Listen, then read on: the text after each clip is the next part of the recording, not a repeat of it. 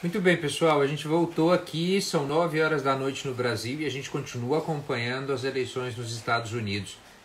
A gente fez uma primeira parte, uma participação com a Daniele para analisar um pouco, para pensar um pouco o cenário das eleições dos Estados Unidos, como é que isso acontece ali, como é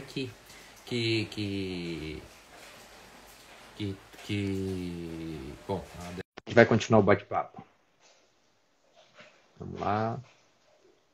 Esperando a Daniele se conectar. Aí. Oi, Daniele, Aí, a gente está de volta, né? Hugo, que horas são aí? Agora são 1h02 da manhã. Nossa senhora. Sim, é curioso como essa eleição fez a gente. Eu virei do avesso, eu estou desde ontem, eu fui dormir às 3 da manhã, acordei às 8 e estou acompanhando o tempo inteiro. E foi curioso, Daniele, porque a gente estava conversando na live anterior. E a gente cravou, a gente deu o número, porque a gente estava acompanhando em vários sites aqui, a gente deu o número de Michigan. Primeiro, inclusive, que a Globo News. Foi bem divertido isso, né?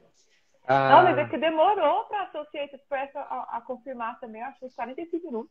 sim, eles demoraram bastante e a gente continua acompanhando aqui porque eles tinham parado a apuração, voltaram à apuração e pode ser que saia algum número ainda hoje. Eu acho que já não vai sair mais nenhum número ainda hoje, né? O que está faltando, aquele pontinho que falta para a gente é Nevada, para que a vitória do Joe Biden seja confirmada, né? Seja declarada, e a gente vai explicar daqui a pouco para quem não acompanhou a última live, que essa vitória seja declarada, já que nos Estados Unidos a gente não tem um TSE, não existe essa figura jurídica ali nos Estados Unidos para declarar a vitória. O que acontece é que as TVs e as agências de notícia, como no caso a The Associated Press, que é uma das mais antigas, dá por resolvido que os delegados estão eleitos. Daniele, como é que você está se sentindo com tudo isso, com essa agonia da eleição? Na realidade, eu estou tentando, e eu pesquisei aqui, e eu não estou conseguindo achar resultado. Não sei se você está reparando nisso, mas o estado de Nevada não está mudando a contagem dos votos, mas embaixo, a porcentagem de votos apurados está só subindo. Você reparou nisso? Eu reparei nisso, mas parece que Nevada tinha parado a contagem dos votos e ali ia voltar só amanhã durante o dia. Ela já estava anunciada que essa contagem ia parar. Eu não Mas entendi por por que, quê. que não para o número de subir aqui? É isso que eu estava tentando entender, sabe? Parece que então. Mas tá. E eu não estou conseguindo achar, né? Eu procurei aqui para tentar descobrir, eu não consegui descobrir. Ai, Hugo, eu acho que eu estou cansada, né? Eu acho que tá. Ontem à noite eu fui dormir com o coração acelerado, porque eu dormi achando que o Trump tinha vencido a eleição, né? Aí O agora, Trump também. exatamente, né? Aí acordo de manhã com essas viradas que vão ser históricas, isso vai entrar para a história dos Estados Unidos, essa eleição.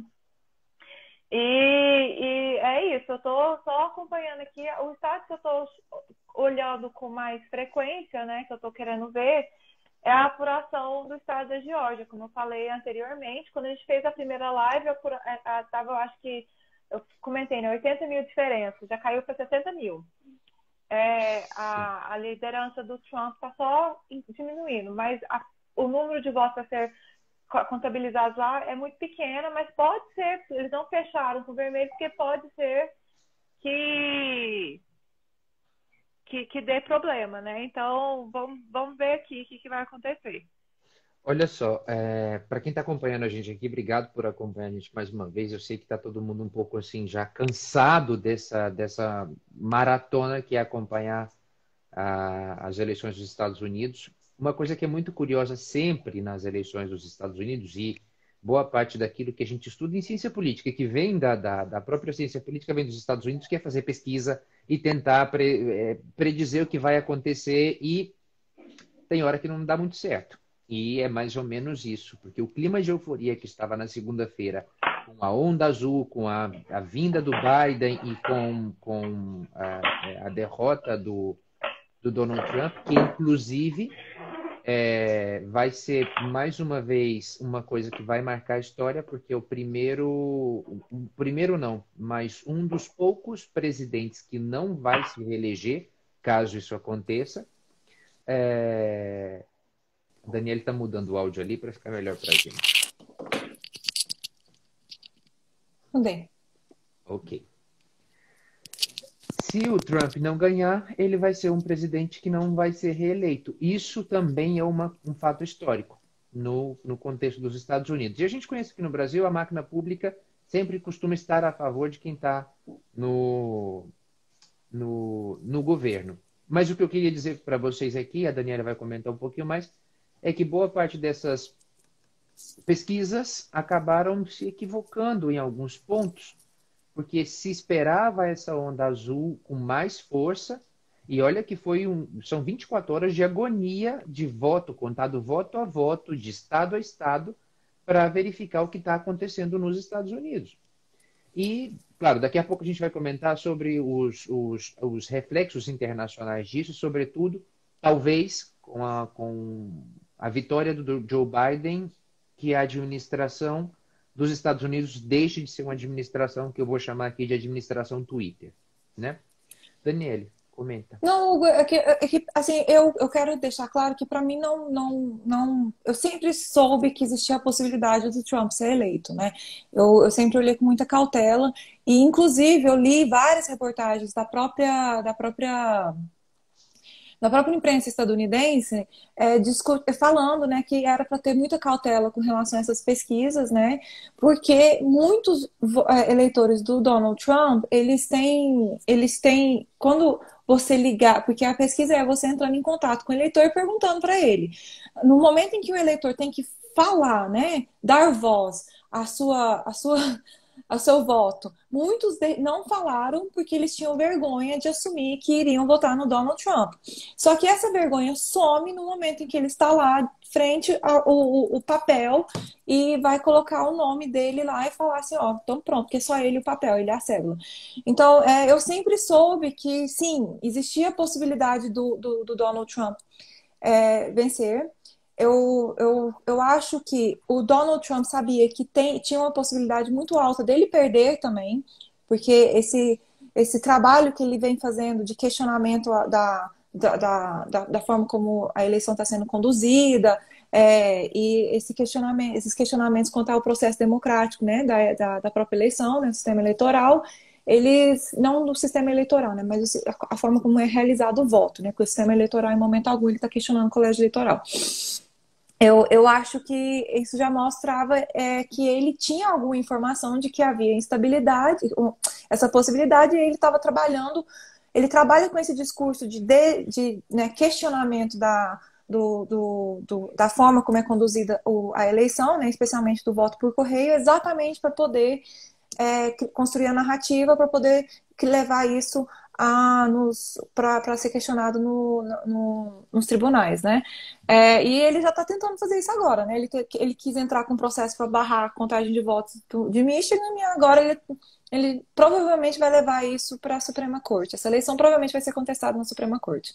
Daniel, você estava falando aqui, eu estava fazendo contas. A gente está esperando o resultado aqui de Nevada, que são 6 votos que faltam para o Joe Biden. E é o estado que tem mais tendência a ser Biden nesse momento, é pro-Biden nesse momento, para chegar aos 270, para formar a maioria. E eu estava fazendo as contas aqui que se o Trump levar todos os outros estados, que está faltando ainda a Pensilvânia, vamos lá, está faltando a Pensilvânia, está faltando a Carolina do Norte, a Geórgia e o Alasca.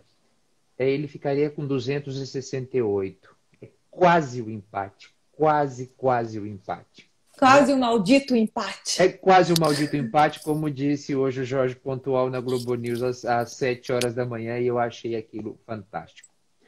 O empate não vai acontecer, gente. Não é inviável nesse momento. O empate, ele já não é matematicamente possível nesse momento, ou seja, vai ter que ter um ganhador de um lado ou de outro, né? Bom, Diante desse cenário, Daniele, o que a gente viu nas notícias hoje é que já houve um arrefecimento. O Donald Trump soltou a voz no Twitter, falou pra caramba, mas já estava bem mais quietinho, mais resignado dentro, das aparições públicas, apesar de já começar a se movimentar, no âmbito jurídico. E, depois, na segunda parte do nosso comentário, claro, o Palácio do Planalto no Brasil calou a boca, esperou, fechou o bico, porque parece. Inclusive, eu estava vendo agora há pouco aqui uma das reportagens dizendo que já se pode dizer que o Joe Biden ganhou porque o Palácio do Planalto calou a boca no Brasil. Né? Porque aquela alegria e a euforia do chefe de Estado brasileiro parece que já se esfumou nesse processo. Inclusive, já tem piadinhas aqui dizendo que o Jair Bolsonaro, na Austrália, já está buscando outro dono, porque na Austrália o Joe Biden já é presidente dos Estados Unidos. Bom, piadinhas à parte, vamos analisar aqui algumas coisas que eu queria chamar a atenção.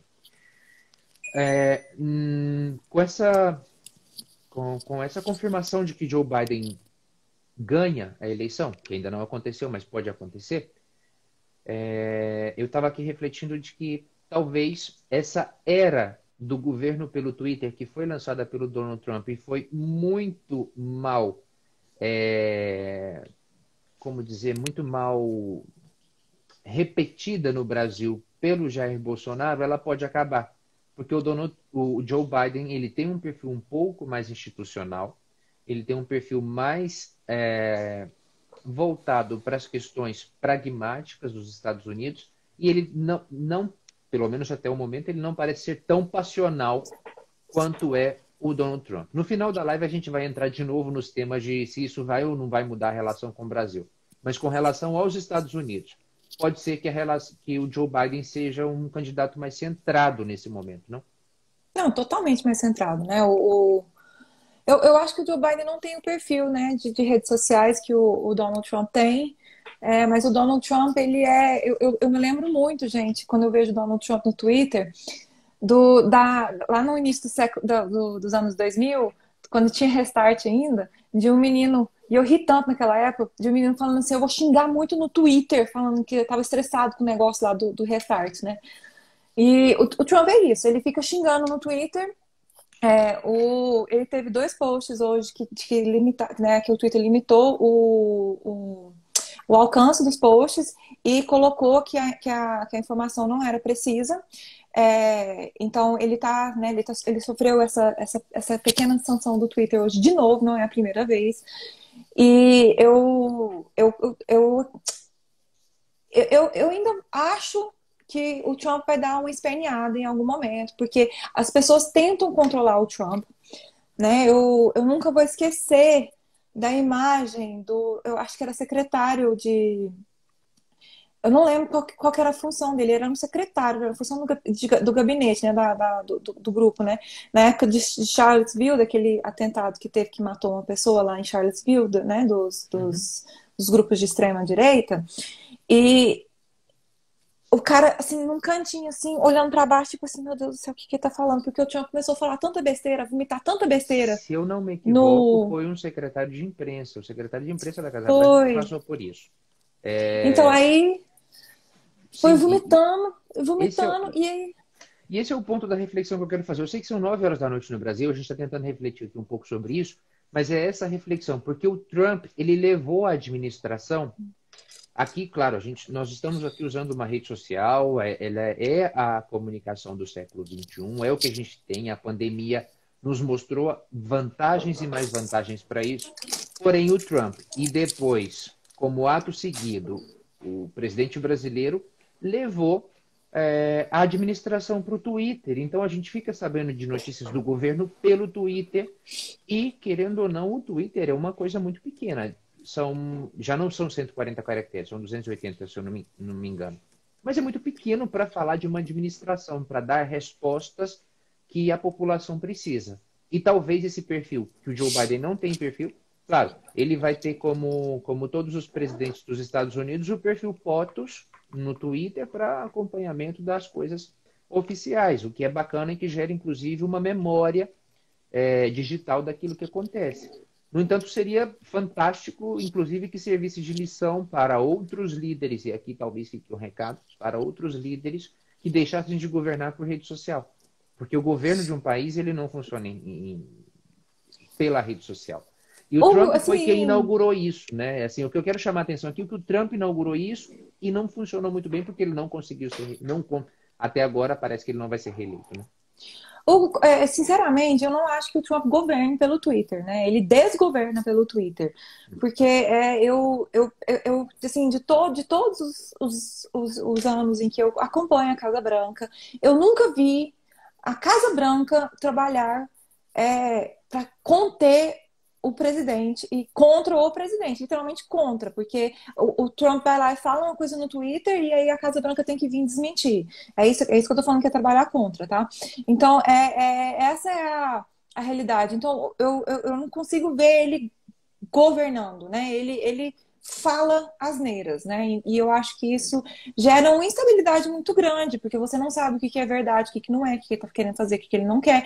E a gente reflete, a gente vê isso acontecendo no Brasil, né? Então, o Bolsonaro não governa pelo Twitter, né? Ele solta, ele vomita informação no Twitter, vou usar vomitar mesmo, ele fica vomitando, né, opiniões no Twitter, e quando vai chegar na hora H, ele tem que mudar, né? Que isso é uma característica do Bolsonaro que não é do Trump, né? O Bolsonaro ele solta uma coisa, até mesmo decreto, e tem que ir lá e mudar de novo porque não agradou ao centro, né? Porque convenhamos que o centro detém o poder para governar no Brasil. Então é isso, essa é a característica dos dois. E assim, eu só querendo falar algo, é que eu acho que o Obama, ele usava muito as redes sociais, usava mesmo, mas ele usava de uma forma inteligente, né? Ele Ele usava de uma era. forma inteligente, ele usava o perfil dele e também o perfil POTUS, que é o perfil oficial dos presidentes.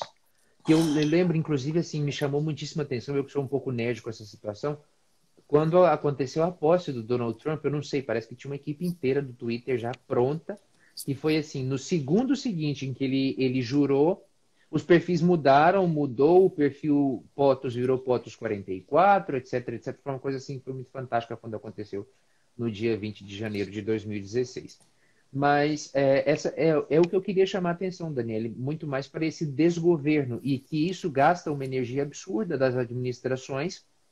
Isso foi lançado pelo Donald Trump, que é de ter que conter o chefe de Estado por conta daquilo que ele fala, sem nenhum filtro, em redes sociais. E que foi replicado, essa era a palavra que eu queria usar antes, que foi replicado no Brasil de forma mal e porca, por assim dizer, né? E agora, claro, a gente ainda não pode dizer que, a partir disso, o resultado é que Donald Trump está perdendo as eleições, mas é um dos fatores que demonstra que o governo tem que ser levado a sério, que governantes eles têm um papel, eles estão ocupando um espaço de poder e que, no final das contas, esse espaço de poder vai cobrar de alguma forma ou outra. Bom, voltando aqui à apuração das eleições. Daniel, teve muita mudança no perfil do eleitorado dos Estados Unidos entre a eleição Hillary, Trump e Joe Biden e Trump? Estados que votaram para o Trump, né, foram. Vou até dar uma olhada aqui. Vários estados que votaram para o Trump foram para Hillary. Desculpa, que votaram no Trump agora estão votando no Biden. E teve também inclusive esses dois estados que fizeram a diferença. Então, Wisconsin e Michigan foram Hillary na eleição passada. E agora eles estão com o Biden. Mas o estado, que eu acho que foi um dos estados chaves, foi o Arizona, né? Que foi do Trump na eleição passada e virou para o Biden nessa eleição. Eu acho que ninguém. Eu descobri por meio de um aluno meu, né? Que eu estava explicando para os meus alunos do ensino médio, né, do high school, falando sobre o John McCain, né, que é um republicano que eu particularmente respeito muito, infelizmente não está mais aqui conosco, né, já morreu, e ele era uma voz dentro do Partido Republicano contra o Donald Trump, e ele perdeu muito pouco pro Obama na primeira eleição, Mas na primeira eleição do Obama, né? O que aconteceu, que ele me contou, né? Meu aluno, não verifiquei se é verdade, né? Teria que dar uma olhada aí. Então, gente, não sei se é verdade, tem que verificar essa informação. Que parece que o Arizona é da mulher do McCain e ela falou publicamente que iria votar no Biden e parece que isso ajudou o Biden a vencer no estado do Arizona. Não verifiquei essa informação, mas eu achei interessante Ela, que ele ela é me ela é uma passou. informação curiosa. Uhum. Bom, eu queria chamar a atenção aqui para quem primeiro agradecer, porque hoje a gente está com audiência até bacana aqui. Muito obrigado por acompanhar. Eu tinha anunciado que a gente também ia transmitir pelo YouTube, mas assim, a infraestrutura hoje não está ajudando. E para não deixar a gente sem comentar, a gente ficou só aqui no Instagram. A gente vai melhorar a infraestrutura e vai também fazer as transmissões com mapas, etc., no YouTube. Bom, eu queria chamar a atenção também para outro ponto aqui, Daniele. Por que diabos a gente está acompanhando tanto a eleição nos Estados Unidos, né? Porque a gente parece que não dá tanta atenção assim para a eleição brasileira, igual tá essa agonia com a eleição dos Estados Unidos. Em primeiro lugar, o sistema lá é muito mais complexo e eu vou pedir para você explicar. Eu sei que você já falou isso pelo menos umas 400 vezes hoje, mas por que o sistema lá é desse jeito? Por que o sistema lá não funciona aqui no Brasil e não tem por que vir para o Brasil, porque não Não, nem faz fala, sentido por nenhum, favor. né? Não tem por que ele ir para o Brasil. E o terceiro ponto que eu gostaria que você comentasse é acerca desse perfil do eleitor dos Estados Unidos, né? Porque o voto lá não é obrigatório. Como é que funciona para votar lá? Então, eu não acho, eu não acho um sistema justo o sistema eleitoral dos Estados Unidos. No entanto, ele agrada, né, ao público estadunidense e à empresa estadunidense que adora um espetáculo, né? A característica dele sempre foi assim.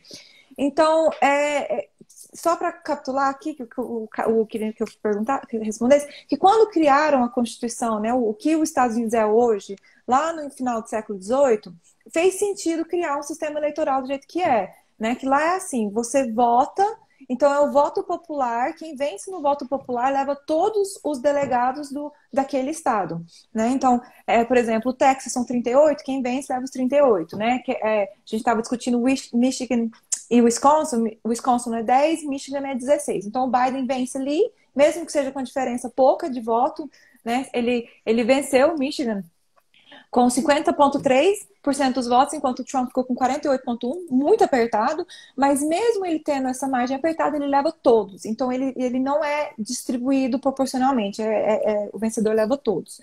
Fez sentido quando foi criado, gente, porque não existia tecnologia de telecomunicação, não existia como compartilhar essas informações, então era muito mais confiável ter representantes dos estados vindo, falando qual foi o resultado do estado, do que mandar urnas ou qualquer outro tipo de coisa.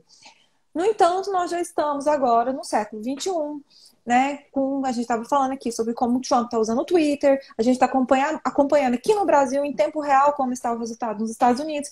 Então, não faz mais sentido o sistema eleitoral do jeito que é. No entanto, existe um mito que eu não consigo explicar, que eu já tentei entender, mas existe isso que eles falam, né? Que esse sistema privilegia os estados pequenos.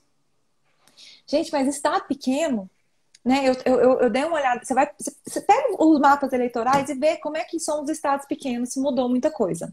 Não muda, sabe? É muito difícil fazer essa mudança. Então, quais são os estados que fazem a diferença, que praticamente definem a eleição dos Estados Unidos? São os estados do cinturão de ferro, né? Que eles ficam, que chamam os estados pêndulos, né? Os swing states, que é Wisconsin, Michigan, Ohio. São esses estados que estão fazendo a diferença, né? Dos colarinhos azul, né? Os trabalhadores de Sim, metalúrgica. lembrando aqui que os delegados que são eleitos é de acordo com o número da população de cada um dos estados, tá? Não é aleatório, são 51 estados nos Estados Unidos, mas não é aleatório esse número, né? Então, isso é, né? Então, qual que é a questão? Interessante, é que a gente está olhando no século XXI, vamos olhar o século XXI, não quero olhar para trás, mas a gente está no século XXI, a gente tem 20 anos apenas no século XXI. Se o Biden perder essa eleição, vai ser a terceira vez no século XXI que o presidente vai ser eleito pelo voto, que vai ser eleito pelo voto do colégio eleitoral e não vai ser eleito pelo voto do voto popular. Entende? Sim. E a diferença dos votos, né? A Hillary ganhou com mais de 3 milhões de votos. Gente, 3 milhões de votos Nesse é momento, duas cidades de Goiânia. sim, nesse momento o Joe Biden tem 71 milhões e quase 500 mil votos e Donald Trump tem 68 milhões 238. A diferença é muito grande. Eu não vou me Não, atrever a fazer conta aqui porque a gente é de humanas e não dá muito certo fazer conta aqui para ficar errando. Mas a eu diferença é vou. uma diferença alta, né? Dentro do voto popular com aquilo que acontece depois do colégio eleitoral. Com exceção, a Daniela falou que o ganhador arrasta os votos, só tem a exceção em Nebraska e no Maine, não? Em E no Nebraska e Maine. no Maine. São dois estados que, de acordo com a votação, se aloca os delegados. Mas o resto, todo mundo. O que ganhou leva todos os delegados para o colégio eleitoral e para essa declaração. Bom, vai lá, Eu Daniel. tenho informação. De... Eu tô fazendo, porque eu tô desde cedo olhando o estado da Geórgia. A diferença do estado da Geórgia é agora de 53.878, eu fiz na calculadora, votos. Já está caindo, só está caindo. Né? A Geórgia Sim. pode ser um estado que vire até o E fim do dia, lembrando gente. que, por que a gente está falando tanto da Geórgia? Porque os condados que estão perto de Atlanta estão dando Biden, né? E Olha são só, os condados mais são, populosos. são os condados mais populosos. Tem um condado aqui, inclusive, cadê ele? Tem um condado aqui, o Clayton County, que o Biden está com 84,9 e o Trump com 14,2, né? Então, realmente, pode ser que ele leve a Geórgia. Pode ser que ele leve a Geórgia. Bom, para continuar no nosso papo aqui, Daniela, eu queria te perguntar uma coisa com relação a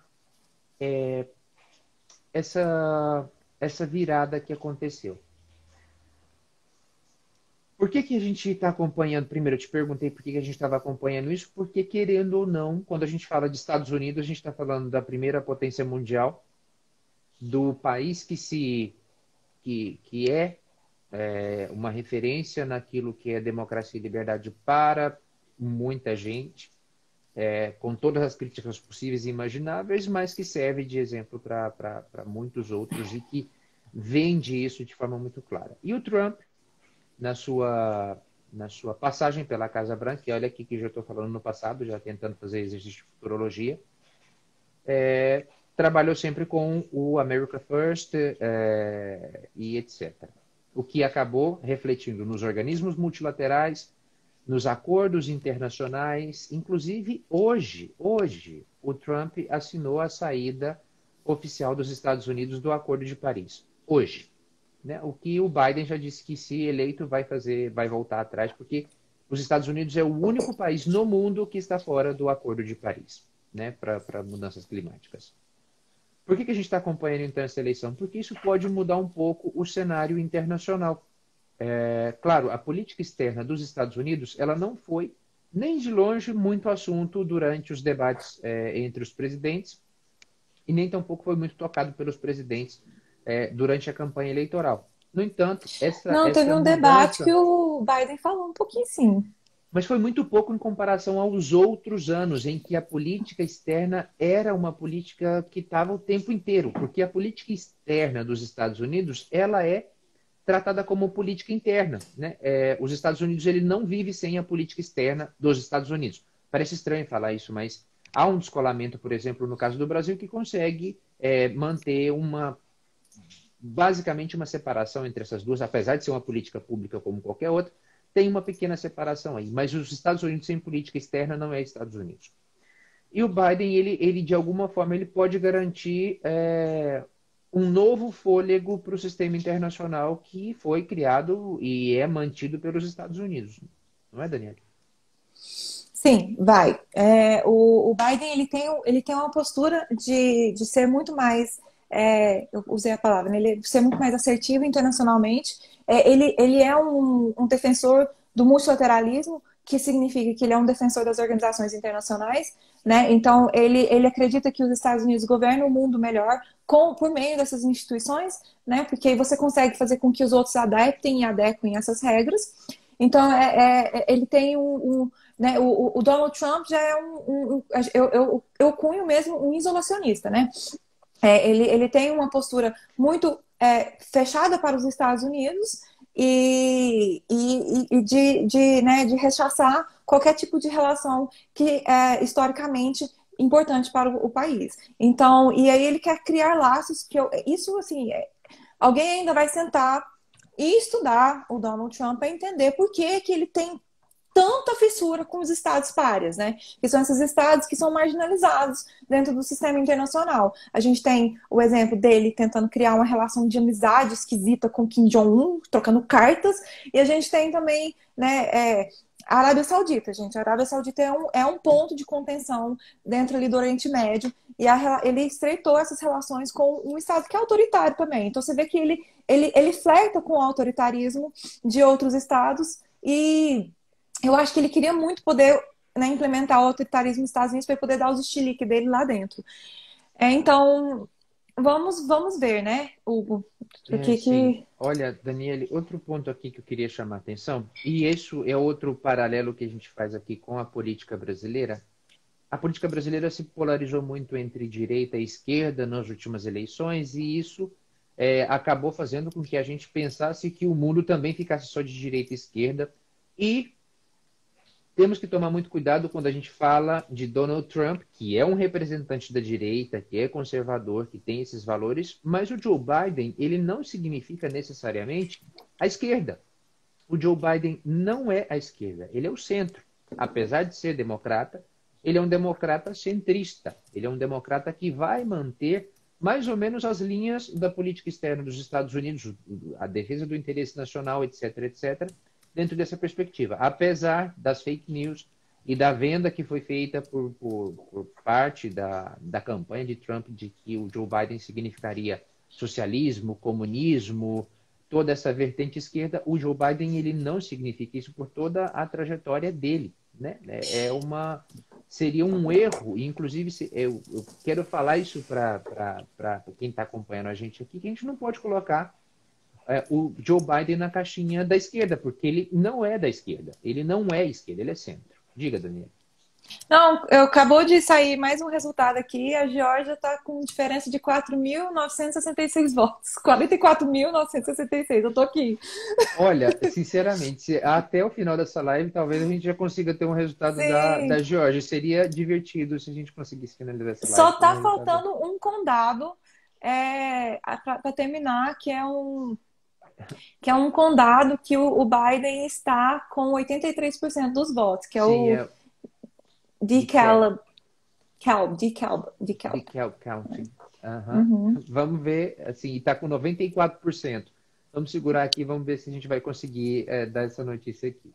Bom, e como a gente estava falando aqui, como eu estava dizendo para vocês, a gente não pode colocar o Joe Biden na caixinha da esquerda e o Trump na caixinha da direita. E por que eu estou dizendo isso? Porque além dessa perspectiva de um fôlego para as relações internacionais, de melhorar o clima com a Europa, o clima com a América Latina, o clima com a Ásia, que o Joe Biden pode dar esse fôlego, a derrota do Donald Trump também significaria um arrefecimento, uma segurada nessa onda mais conservadora e direitista no mundo. Estou certo ou estou errado, Daniele? Tá certo, né? Não vai acabar, gente, né? O trumpismo não vai acabar, o bolsonarismo não vai acabar, essas pessoas vão continuar existindo. Mas existe, né, dentro das relações internacionais as teorias pós-modernas, né, que trabalham muito com a questão da linguagem, né? Eu acabei sendo um pouco adepta dessas teorias em alguns pontos, inclusive eu defendo, né, a utilização, se vocês repararem, do termo estadunidense. Eu não me refiro aos Estados Unidos ou às pessoas de lá como americanas, porque americana é quem é das Américas, que é todo o continente. Então, os Estados Unidos... eles são estadunidenses. Por questão de linguagem, porque quando os Estados Unidos criam essa utilização desse termo, né, dá muita impressão de que é deles. né? Que nós somos deles. Então a gente tem que questionar isso porque tem as palavras, elas têm poder, né? E quem é do direito sabe muito bem o que eu estou falando, né? Então palavras, né? E, tipo, a forma como nós conversamos, né? Vocês assistiram, né? Aquela cena de horrores que foi aquele processo da Mariana. Aquilo ali, gente, é um reflexo. Eu estou citando isso porque aquilo ali é um reflexo do Donald Trump. Entendeu? O Donald Trump é misógino, né? Ele trata as mulheres com nota de 0 a 10. Né? Essa é 10, aquela ali não é, aquela ali tem não tem peito, né? Ele vai. Não, é o corpo da mulher que importa, né? É o físico dela, a cabeça dela é nada. Ele é uma pessoa que, né, tem vários. Processos de assédio, né? Ele teve um vídeo que vazou dele, que ele praticamente falou que ele assedia, né? Que ele comete agressões físicas com mulheres. Então, tudo isso, se você tem um líder mundial que que tem antipatia, né? Que ele não gosta, que ele tem uma postura misógina, que ele tem uma postura anti-islâmica, que ele tem uma postura anti-imigração, né? E que ele tem uma postura anti-globalização, anti-multilateralismo. Se ele tem todas as posturas, você legitima esses discursos de extrema no resto do mundo. E aí gera. Para o tema internacional, Daniela, inclusive aqui complementando o que você está dizendo, dentro dessa ideia do discurso, quando o Trump fala que o coronavírus é um vírus chinês, ele está dando um recado muito sério para o mundo. E, inclusive, está legitimando ações completamente estapafúrdias por parte de outros líderes, eu não preciso dizer o nome aqui, na América Latina, na América do Sul, aí no Cone Sul, ou seja, no Brasil, né, gente? Porque ele chama de vírus chinês. Não se tem provas de que o vírus é chinês. Pode ser que algum dia isso aconteça, etc, etc. A gente pode ter uma série de coisas. No entanto, um líder, como é o caso do Donald Trump, ele não pode trabalhar dentro dessas suposições conspiranoicas. Já não são nem conspiratórias. É uma soma de conspiração com paranoia. Conspiranoicas. E isso acaba refletindo. A gente já teve debates acalorados sobre isso, sobre a questão de isso influencia ou não na atitude das pessoas. Muita gente fala que não, isso não influencia porque as pessoas são autônomas e não são autômatas. No entanto, quando um líder fala como o Donald Trump fala, ele legitima várias ações dentro dos Estados Unidos e fora dos Estados Unidos que podem ser muito perigosas, como, por exemplo, os grupos supremacistas brancos. O simples fato de um líder como ele não negar, não afastar esses fantasmas históricos, faz com que essas pessoas se sintam empoderadas. Eu vi um gráfico, né, no curso que eu estou dando com o Marcelo. Ele postou ele colocou num dos slides um gráfico mostrando como no mês depois da eleição do Trump houve um aumento de crimes de ódio. E isso retrata exatamente isso que a gente está falando, porque enquanto você não tem uma pessoa num lugar de poder que não legitima, né? Se tem pessoas que estão repudiando na realidade a sua fala, o que acontece? Você vai ter muito mais receio de agir para fazer aquilo. Agora, se você tem uma figura que, além de não condenar, muitas vezes acaba falando a mesma coisa que você está falando, então o que vai acontecer? Isso vai gerar com que essas pessoas achem que têm poder. E, assim, só para vocês entenderem, a questão do supremacista branco nos Estados Unidos é um problema para os Estados Unidos que chegou a tal ponto que até o atentado 11 de setembro, os atentados que foram realizados, a maioria eram de supremacistas brancos. Inclusive, o primeiro atentado que foi feito às Torres Gêmeas foi por um supremacista branco. Né? Então, se sem uma figura no poder ele já tem a legitimação, imagina com a figura de poder. Né? E é isso que eu acho triste de ter o Trump num papel de liderança global, que é a presidência dos Estados Unidos, porque não é só nos Estados Unidos que ele faz que ele cria essa legitimação, é no mundo inteiro, né? Especialmente no mundo ocidental. Sim. Vamos lá, a gente está caminhando aqui já da metade para o fim. Eu queria entrar no outro ponto agora, que eu fiz essa pergunta e a gente acabou não respondendo ela, porque isso importa tanto para o Brasil. A Daniela me lembrou, e eu tinha até esquecido, porque eu fiz essa postagem era logo cedo, no Instagram, em que eu dizia que o Donald Trump, infelizmente, eu acho que ninguém avisou isso para ele ainda, o Donald Trump não é amigo do presidente Jair Bolsonaro. Ele não é amigo. Tá? Essa amizade, ela existe na cabeça do presidente Jair Bolsonaro. Ela existe na cabeça da família Bolsonaro, dos filhos do presidente Bolsonaro. Né? O Donald Trump não esteve no Brasil para a posse do Bolsonaro. O Donald Trump teve 2 anos e não apareceu no Brasil para visitar o Brasil. Enquanto isso, o Jair Bolsonaro foi aos Estados Unidos 2 ou 3 vezes para visitá-lo. Muito bem. Essa amizade ela não existe e ela não gerou nenhum. Se ela existisse, se a gente toma como existe uma coisa que existe, ela não gerou nenhum benefício para o Brasil nesses 2 anos do governo Bolsonaro. Na verdade, ela gerou talvez muito mais atraso, muito mais reversão das coisas que o Brasil tinha, dos acordos, porque, querendo ou não, o Brasil ele compete em vários pontos internacionais com os Estados Unidos, não é, Daniela?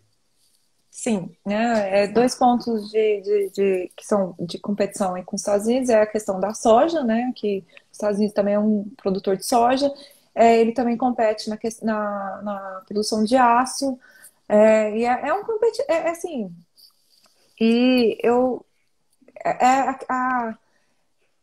A produção de álcool também, a produção De de álcool, milho. isso, né? São Sim. vários, Na especialmente produção na área. agrícola, na produção agrícola, inclusive os Estados Unidos pegam muito pesado e o fórum em que isso era defendido pelo Brasil e que o Brasil lutava, que era a OMC, também já foi um tanto quanto esvaziado pelos Estados Unidos, porque era ali que o Brasil brigava para conseguir evitar todos os percalços que os Estados Unidos colocavam, porque são competidores no mercado internacional dessas commodities que são tão preciosas para o Brasil, porque o Brasil vende isso e vende isso para um país em particular que é atacado pelos Estados Unidos e que, por tabela, vai sendo atacado pelo Brasil também, que é a China. Talvez, o que a gente pode ver daqui a pouco é que com o Joe Biden na presidência, isso se acalme um pouco e as vozes multilaterais e o pragmatismo das relações internacionais voltem a funcionar de uma forma mais aberta. Voltando à questão da amizade, diga, Daniela. Não, é que eu acho que é só. Essa é uma leitura minha, né? Eu quero falar aqui. A verdade é que assim, o Trump ele cria essa linguagem de que é o vírus chinês, que a China é um perigo, não sei o quê, mas a realidade é que a política externa do Donald Trump favoreceu e muito a China, né? Os Estados Unidos, ao deixar a Europa, né, sem a aliança, né, tradicional dele, né, essa aliança, né, que é histórica com a Europa, o que acontece? A China vai e entra, né? Se o Donald Trump ele se recuou muito com relação aos conflitos no Oriente Médio. O que aconteceu? A China e a Rússia entraram, né? O Donald Trump está dando um passo para trás no momento em que a China quer investir em infraestrutura em toda a Ásia para criar a Rota da Seda. Então, a verdade é que o Donald Trump ele tem uma postura que, apesar de utilizar essas nomenclaturas para conseguir agradar a base dele, né, que é uma base que está engolindo isso de uma forma que eu acho que é até irresponsável, porque eles não fazem essas pesquisas. Então ele agrada a base a usar essas nomenclaturas, mas a verdade é que, né, a China está muito mais presente nos órgãos internacionais, né, os órgãos multilaterais. A China está muito mais presente em investimento estrangeiro em vários países. Então o Trump, ao adotar a postura que ele adota, ele favorece a China, né? Então a China está, eu e o Hugo, que somos das relações internacionais, a gente estuda já desde que a gente entrou na faculdade, né? Em que momento que a China vai sobrepor os Estados Unidos. Isso já é uma realidade para nós internacionalistas. Nós já estudamos isso há algum tempo. Então para mim, né? O que me assusta com o eleitor do Trump, ele não conseguir perceber isso, né? Que a fala dele agrada e gera uma xenofobia contra os chineses dentro dos Estados Unidos, mas que enquanto no contexto internacional a China está feliz, né? Ela está com um sorriso daqui até aqui, porque ela está querendo mandar e desmandar no mundo. E se os Estados Unidos, né? O que o Biden vai fazer diferente? O Biden vai estar presente, ele vai ser mais incisivo. Inclusive, aqui a gente não precisa entrar em nenhuma conspiração e nenhuma conspiranoia para poder falar que a China tem um papel relevante no mundo. Não se trata não de falar de uma dominação chinesa, dos comunistas vindo por aí. É puro pragmatismo econômico e financeiro, ponto. Se a gente avalia isso, é o que a gente tem agora, né? Bom, para a gente poder caminhar para o final, Daniele, como é que fica o Brasil se o Joe Biden ganha? Como é que fica o Brasil? Eu quero agradecer a participação da Larissa, que está aqui, que é minha amiga. Então, se o Joe Biden ganhar, né, a primeira coisa que eu quero ressaltar aqui, gente, é que Brasil não é prioridade na agenda internacional dos Estados Unidos. Não foi do Obama, não foi do Bush, não foi do Bill Clinton. Eu estou sendo sincera. Não é característica dos Estados Unidos se preocupar com o Brasil. A preocupação dos Estados Unidos está onde? Na Europa, que é parceria estratégica, no Oriente Médio, produtor de petróleo, e a China, que é um problema, e aquela região ali do Mar da China. Na verdade, os Estados Unidos historicamente sempre olhou muito para o Pacífico, né? Então, por isso que a China sempre foi um potencial inimigo para os Estados Unidos. Então, qual que é o que o Joe Biden vai representar se ele for eleito nos Estados Unidos? Ele vai representar, gente, uma pessoa extremamente pragmática, uma pessoa que vai prezar muito por os organismos internacionais, ele vai defender e vai paramentar esses organismos que nós brasileiros, né, com o nosso governo, o Bolsonaro, vem questionando, né, o Bolsonaro vem adotando posturas extremamente retrógradas com relação aos direitos humanos, né? Ele assinou um acordo internacional contra o aborto, né? Ele vem com uma postura muito, né, contrária ele questiona a Michelle Bachelet, que é a líder do Conselho de Direitos Humanos da ONU. Uhum. Então, qual que é a postura do Bolsonaro? O Bolsonaro vem questionando esses organismos multilaterais. Então, o que acontece? Vai ter o Biden que vai ser extremamente multilateral, vai adotar isso. Como é que vai ficar o Bolsonaro dentro desse contexto? Né, em que ele tem essa problemática, que ele vem questionando os organismos que o Biden quer parlamentar. Segundo, né, ele já está criando uma indisposição, que eu acho que o Biden vai ser mais, né, elevado e não vai levar isso em conta, mas querendo ou não, ele criou uma indisposição com o presidente ao apoiar o opositor dele, que é esqueci o nome do menino, o Trump, né? Ao apoiar o Trump. Uhum. E aí a gente entra num terceiro fator, que eu acho que é o mais importante, que é o que vai mais impactar o Brasil, que é meio ambiente. Ok? Meio ambiente é um problema seríssimo para o Brasil nesse momento. Porque a gente teve várias queimadas, e queimadas que foram criminosas, né? A gente teve queimadas esqueci o nome do país. Desculpa, na região, na Amazônia, no Pantanal. Então, o mundo está olhando para o Brasil com maus olhos por conta disso. Tanto é que nossa parceria com a União Europeia está travada por conta disso. Então, se a União Europeia está se posicionando contra o Brasil, quanto à Amazônia, né? O que vai acontecer quando se elege um presidente que é pró-meio ambiente, que vai voltar para o Acordo de Paris, que publicamente, num debate, né, uma das raras vezes em que o nome do Brasil foi levantado num debate, fala se a gente vai criar um fundo, né? Ele começou diplomaticamente. Nós vamos criar um fundo em conjunto com os outros países industrializados de 20 bilhões de dólares para a proteção da Amazônia.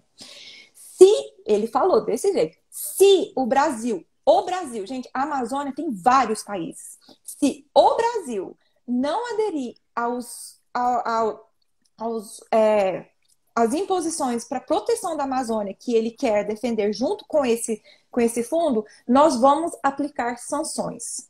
Então, a Aqui, chance, porque... pessoal, Daniela, deixa eu cortar aqui você Ah, só um desculpa. pouquinho. A questão é a seguinte também. Aqui a gente não está falando de ataque à soberania do Brasil, está falando da preservação ambiental e de que países industrializados que têm grana querem ajudar o Brasil a proteger a Amazônia. Ponto. A gente pode Ponto. discutir isso daqui por horas e horas, mas não se trata de ataque à soberania, de internacionalizar a Amazônia, não.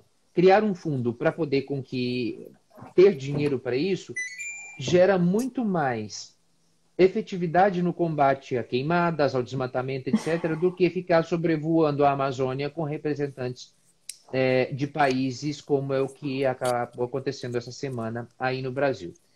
E eu acho que também, além da questão ambiental, Daniele, outra coisa que, claro, como você deixou muito claro, o Brasil ele não faz parte das prioridades. O Brasil ele é uma potência média, está entre as 10 economias maiores do mundo, mas ele não oferece nenhum risco para os Estados Unidos a ponto estratégico de entrar na agenda da política externa assim com tanta força. O que eu quero deixar claro aqui para as pessoas é que o pragmatismo, para quem está acompanhando a gente, claro, o pragmatismo do Joe Biden ele pode favorecer o Brasil nessa melhora da agenda multilateral dos organismos internacionais. Porque, num cenário hipotético em que Donald Trump ganha essas eleições, que a gente ainda não sabe o resultado, e não avançou nada na Eu tô Geórgia, acompanhando. sim, eu também estou acompanhando aqui, não avançou ainda, está faltando um condado. Se o Donald Trump ganha essas eleições, não vai mudar nada para o Brasil, porque a pseudo-amizade dele com o Jair Bolsonaro não mudou em nada nesses 2 anos.